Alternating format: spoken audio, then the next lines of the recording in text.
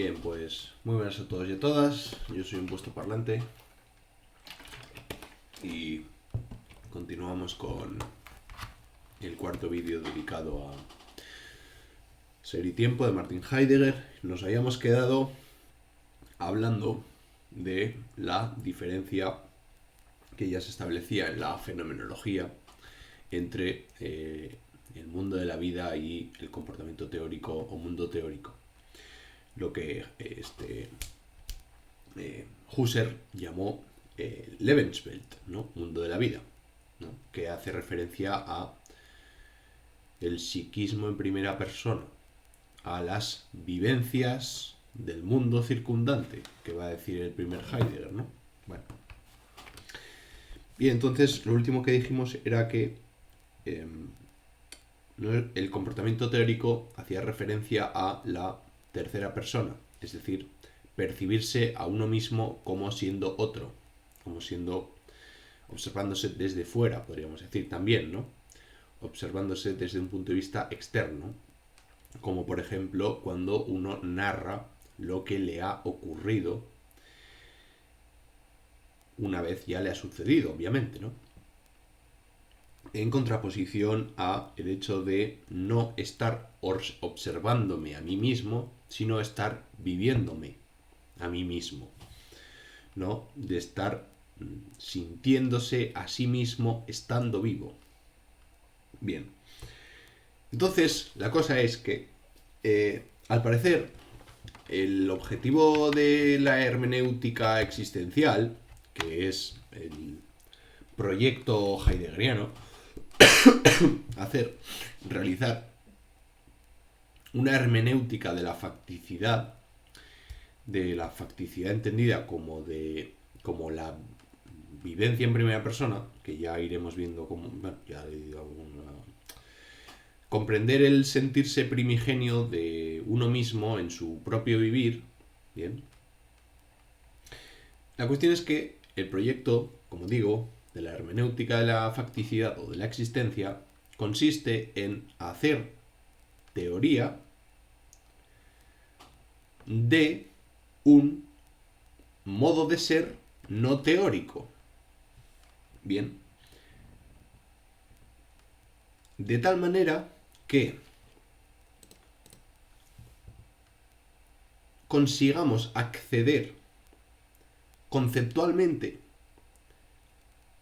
a ese modo de ser no teórico, no teorético, sino pragmático, con la menor carga metafísica o teórica posible. Intentar acceder al fenómeno de la vivencia originaria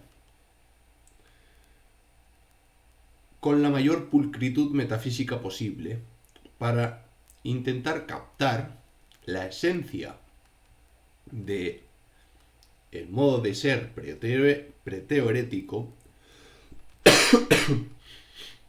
como digo, de la manera más aséptica posible. Esa es la palabra, ¿no? Aséptica. Es decir, lo menos cargada de, por ejemplo, la metafísica de la sustancia, de la metafísica de la subjetividad, de la metafísica del sujeto, de la metafísica de lo psíquico, de la metafísica de la mente, etcétera, etcétera, etcétera. Es decir, tratando de evitar utilizar terminología y teoría propia de la modernidad y de la comprensión de el Dasein, el modo de ser en cuyo el modo de ser, no, el ente, aquello que es, pero cuyo modo de ser consiste en decidir su propio ser, intentar captarlo en su momento originario y no en su momento objetivo u objetivado. Bien, entonces, lo que queremos hacer es teoría de lo no teórico aún, de lo no teórico, ¿vale? De tal manera que sea lo más aséptica posible con respecto a la tradición metafísica, ¿vale? Y hemos visto que teníamos dos posiciones. La posición de la perspectiva de la primera persona, que se define por la existencia, por el existir, que se puede traducir como el hecho de yo soy, yo vivo o yo existo. Bien, es la existencia pura y simple. Es el puro vivir en su propio estar siendo. ¿Vale? Creo que Heidegger utiliza un término en 1919, creo que en la idea de filosofía y el problema de la concepción del mundo, que dice: soy el sum del cogito ergo sum. Es decir, que en Heidegger lo que hay es una, ¿cómo decirlo?, transposición o transformación o inversión del cartesianismo, entendiendo la máxima del cartesianismo como el cogito ergo sum. Pienso, luego existo, de tal manera que si lo invertimos, nos da lugar a un soy, luego pienso. Bien, este es el proceso, el camino que quiere recorrer Heidegger, o que le interesa a Heidegger. Primero, de escudriñar la verdad indubitable del ser, a la manera cartesiana con el cogito, para luego ver cómo se llega a construir el pensamiento objetivante, el pensamiento teórico, el pensamiento que convierte la realidad como algo ajeno a la propia relacionalidad cotidiana del Dasein, o el modo cotidiano de trato con las cosas, ¿vale? Una vez tenemos asentado ya voy a adelantar cosas, pero me da igual, porque ya estoy enfilado.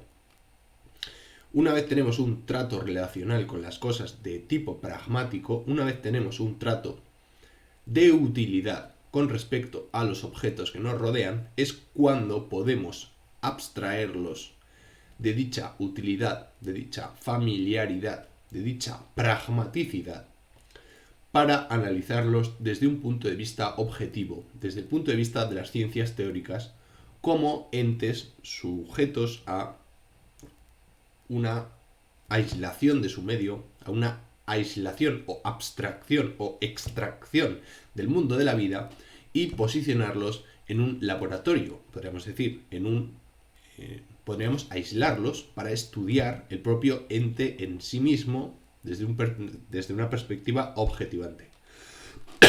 Vamos a objetivarlos. Bien. Entonces, como digo,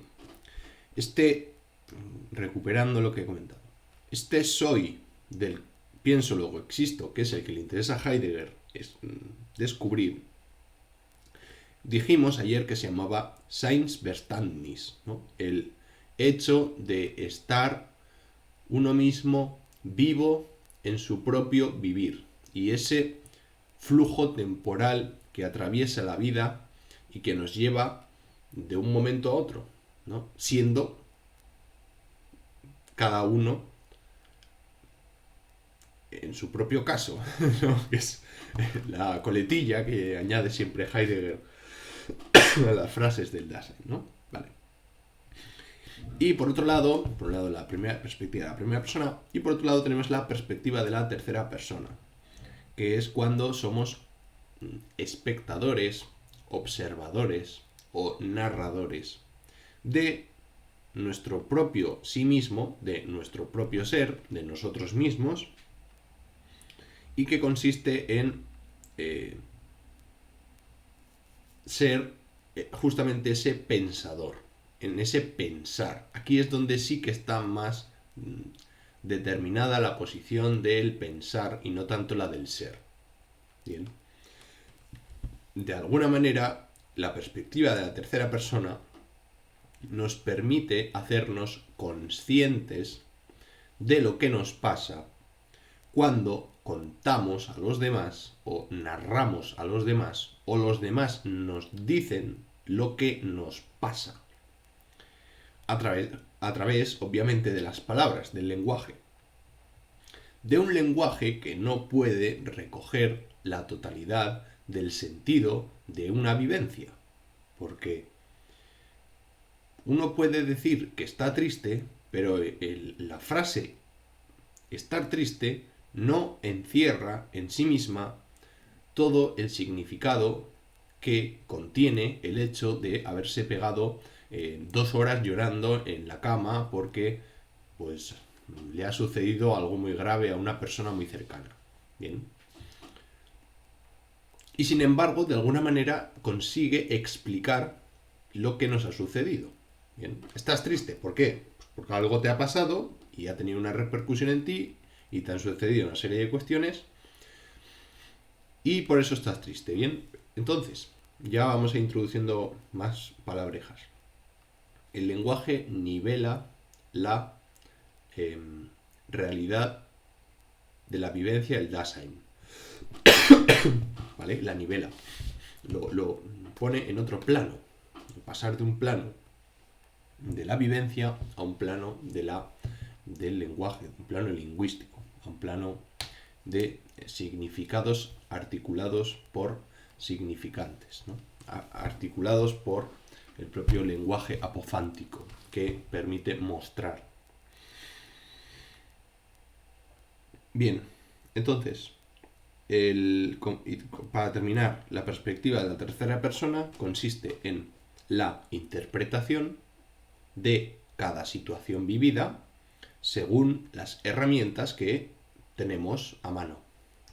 Entre ellas, el lenguaje, no solo el lenguaje fonético, ¿no? La voz, sino también el lenguaje corporal, también los elementos que nos rodean, también pues, los espectadores, etcétera, etcétera. Todas las herramientas que tengas en tu mano para hacerte entender.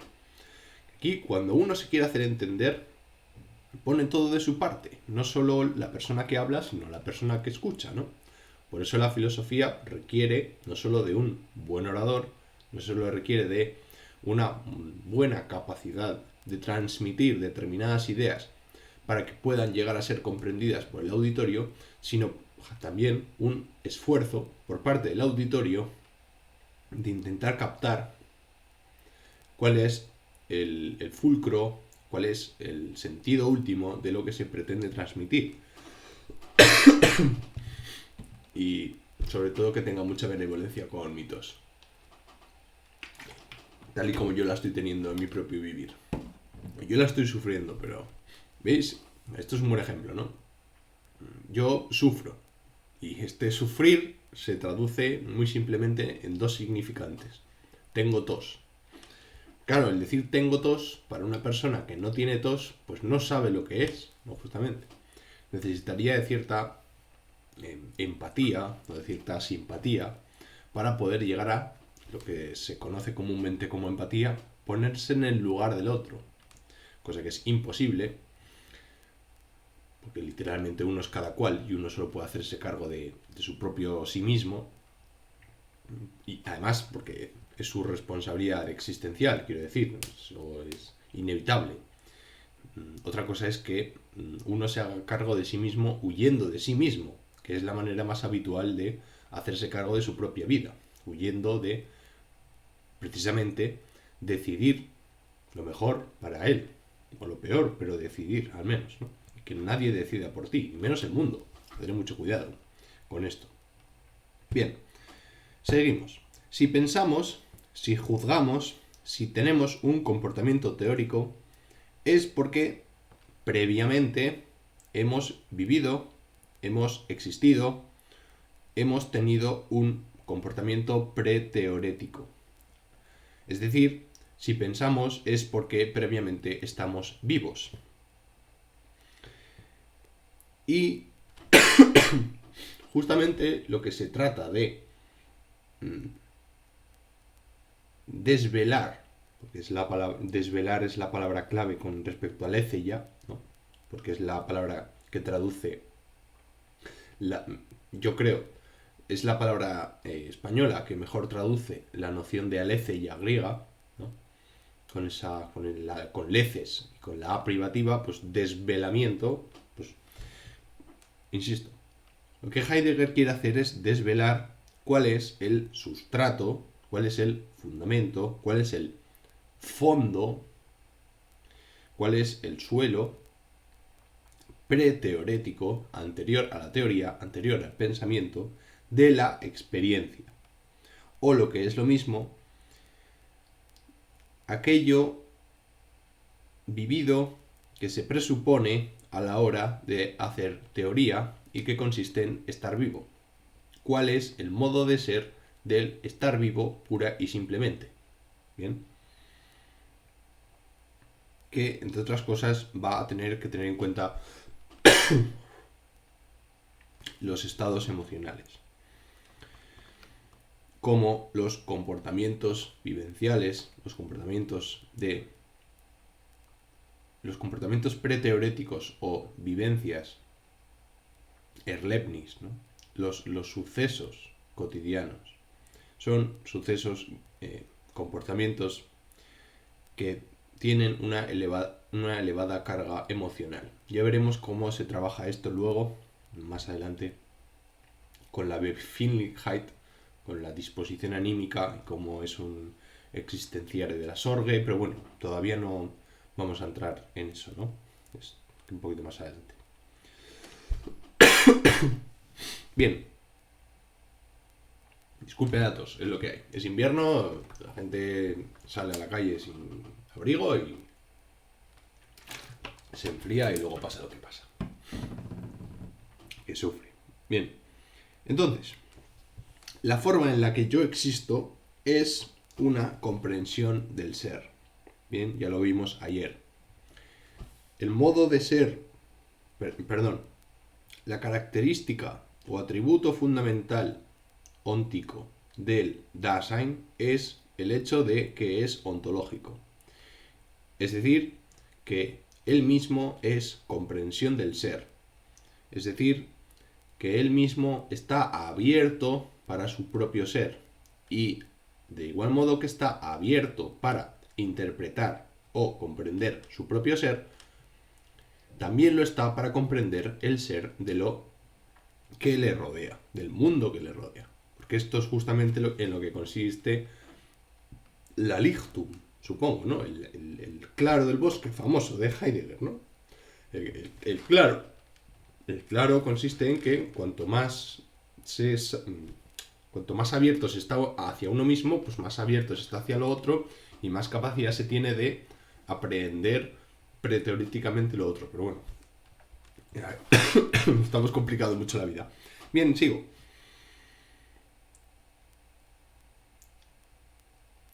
La forma en la que yo existo es una comprensión del ser. Una comprensión del ser que soy yo. Del ser que yo soy. De mí mismo. Con respecto a lo que hay. Con respecto al mundo en el que me muevo. Con respecto a el entorno familiar que me rodea. El entorno familiar que me rodea, es decir, con los demás y con las situaciones en las que me veo envueltas, en las que me veo envuelto con los demás. Consiste en la comprensión del ser, consiste tanto en estar abierto a uno mismo, como ya he dicho, como en comprender el carácter situacional, contextual, relacional de la existencia. Porque ya veremos cómo la existencia es un entre, ¿no? Es metaxi, que decían los griegos, ¿no? Es justamente el espacio intermedio que se abre justamente entre el yo y el mundo, donde el yo y el mundo van a desaparecer y lo que va a aparecer es el Dasein, como esa característica, como ese ente relacional que funda la ontología fundamental en Ser y Tiempo. Bien, entonces, en Ser y Tiempo vamos a tener dos planos. El plano óntico y el plano ontológico. El plano óntico hace referencia a el ente. El plano ontológico hace referencia al ser. Esto es lo que Heidegger va a llamar diferencia ontológica. Bien, El plano óntico va a ser el plano del ser en el mundo, ¿vale? Del Innerweltsein. El plano óntico hace referencia a el ser en el mundo o experiencia que acompaña a toda vivencia. Esto Jaspers lo dijo como momento fenomenológico empírico subjetivo. Bien. En segundo lugar tenemos el plano ontológico, que consiste en la reflexión filosófica de carácter fenomenológico, es decir, yendo a las cosas mismas, de la propia vivencia óntica. Repito, el plano ontológico es una reflexión ontológica, una reflexión filosófica de tipo fenomenológica o hermenéutica, ya veremos, de la propia vivencia, con el objetivo de escudriñar o mostrar o desvelar o conceptualizar o elevar a concepto la forma, la estructura, la esencia, la condición de posibilidad de dicha vivencia, de la experiencia pura y simple, de la experiencia óntica. ¿Vale? Bien. ¿Se ha visto? Espero que sí. Bien, ¿en qué consiste esta experiencia? La experiencia, la forma de vida humana que llamamos existencia y que consiste en la comprensión del ser, está básicamente ejemplificada por el comportamiento. En alemán, Verhalten. No se dice así, pero bueno, para nuestros amigos hispanohablantes, seguramente que ellos puedan encontrar más rápidamente la palabra tal y como yo la digo que pronunciada por un alemán, ¿no? Que está íntimamente relacionada, la palabra Verhalten en alemán, con Verhältnis, que es relación. Porque nuestro comportamiento consiste en una comprensión del ser. Existir, estar vivo, el modo de ser propio del ser humano, consiste en ese estar siendo en torno a una forma de la comprensión del ser. Como ya dijimos, la característica óntica fundamental del ser humano es el hecho de ser ontológico o ser una comprensión del ser. Ser uno de los modos de ser. Un modo de ser muy peculiar, muy particular, el único en el mundo, ¿vale? Que consiste en el modo primario de estar vivo, el modo de primario de vivir en primera persona o existir. Bien.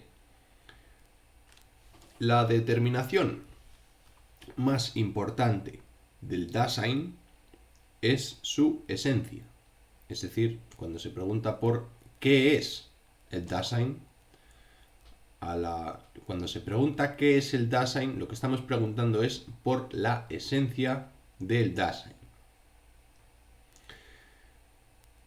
Pero esta esencia consiste en realizarse, es decir, en ejecutarse, es decir, en lanzarse, en ponerse en juego, en ponerse en movimiento, en empezar a hacer algo con ella misma. Es decir, que su esencia se juega, se verá cuál es, ¿no? ¿Cómo decirlo? Se irá desvelando en la propia existencia, puesto que es la existencia la que va ejecutando, poniendo en juego, llevando a cabo lo que somos en cada caso, en cada situación. Y por lo tanto, lo que está poniendo en marcha mi propio ser, a través de mi propia comprensión del ser como mío, ¿no? Está poniendo en juego mi propio ser como mío.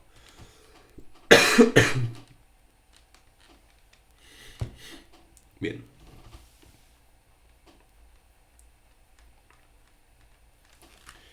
Creo que lo vamos a dejar aquí, ¿vale? Ya continuaremos otro día. Así que nada, un saludo y hasta la próxima.